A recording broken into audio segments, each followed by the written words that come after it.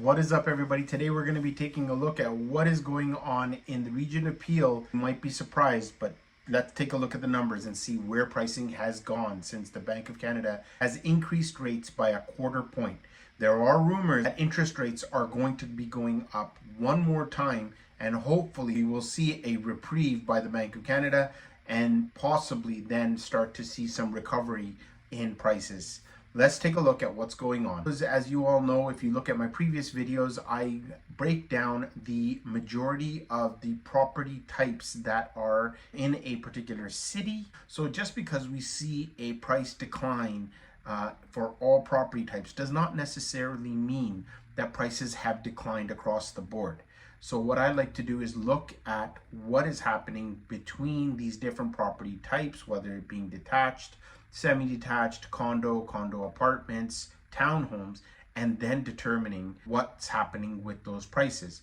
Keep in mind, the larger the percentage of that particular dwelling type is, that will have a greater effect on the median pricing. Let's take a look at the numbers and see whether or not we can determine if prices have gone down in your city. 1, 2, 3, 4.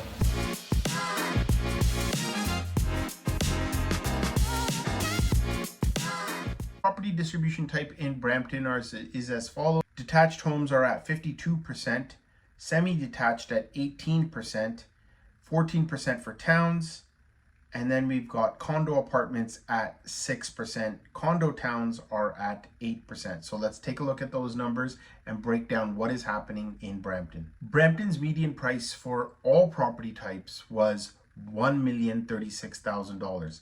Last month's numbers were at $1,051,000. So you can see there was a decline in the market, but now let's take a look and see exactly what's happened for each property type. Detached homes are now at 1.251. Last month's numbers were sitting at 1.290. Semi-detached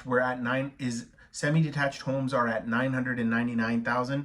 Last month's numbers are 1,020,000. Freehold towns in Brampton now are at 942,000. Last month's numbers were at 947,000, another decline. Condo towns are now at 757,000. Last month's numbers, we were at 745,000. Condo apartments in Brampton, median price is now 613,000. Last month's numbers, we were at 568,000. Now keep in mind, there is a smaller amount of these types of property types. So when one home actually sells for a little bit larger or smaller, it affects that median price. Mississauga's distribution type is now with the detached of about 33%, condo apartments are 32%, semi-detached at 13%, condo townhomes are at 17%. So Mississauga actually has a fairly balanced dwelling type throughout the whole city. Across all property types, Mississauga's median price is now $981,000 as opposed to last month's numbers of $1,050,000. So there has been quite a significant decrease, but let's see exactly where the decrease really occurred. Mississauga's detached median prices have reached 1.49 million as opposed to last month's numbers of 1.475. Semi-detached prices are now at 1.060. Last month's numbers, we had a median price of 1.1 mil. Freehold towns are now at 982,000 as opposed to last month's figures of 1,095,000. So far, we've had steep declines in the semi-detached and freehold towns. Condo towns are now at a median price of 850,000 as opposed to last month's numbers of 879,000. As you can see, there has been a $29,000 decline in condo towns. Lastly, we've got condo apartments. The median price now is at 602,000 as opposed to last month's numbers of 600,000. So very small decline there. Lastly, we're going to take a look at Caledon and the distribution type there. So let's go over the property distribution types within Caledon. And as you can see, detached homes are the majority of the types of dwellings within Caledon region, and they cover pretty much 73% of all homes, followed by townhomes at 13%. And so what we'll do is we'll take a look at these two types of dwellings to see what's happened with pricing. Another thing to keep in mind when we're looking at Caledon is there is going to be a large discrepancy between house prices because you'll have homes that sit on, say, 2-3 acres of land versus your subdivision homes.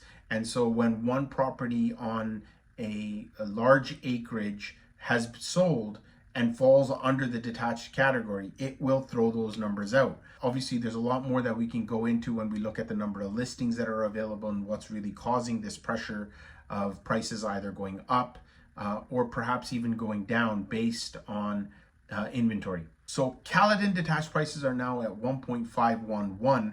Last month we were at 1.455. Again, I don't think you should be saying, oh my God, Caledon is booming, it's gone up $100,000, based on the types of detached homes that are available in Caledon. Freehold towns now have a median price of $960,000 as opposed to last month's numbers of $967,000.